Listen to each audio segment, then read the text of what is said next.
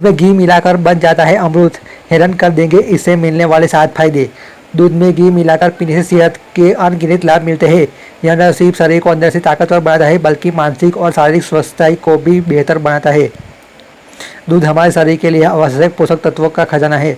इसमें calcium, magnesium, phosphorus, potassium, zinc, protein, iron, selenium, niacin, riboflavin और thiamine समेत अनगिनत पोषक तत्व होते हैं। इसमें विटामिन ई, डी, B6, ई और विटामिन के भी पाए जाते हैं। लेकिन क्या आप जानते हैं कि दूध में देसी घी मिलाकर पिया जाए तो इसके फायदे कई गुना बढ़ जाते हैं। तो चलिए जानते हैं दूध में घी मिलाकर पीने के साथ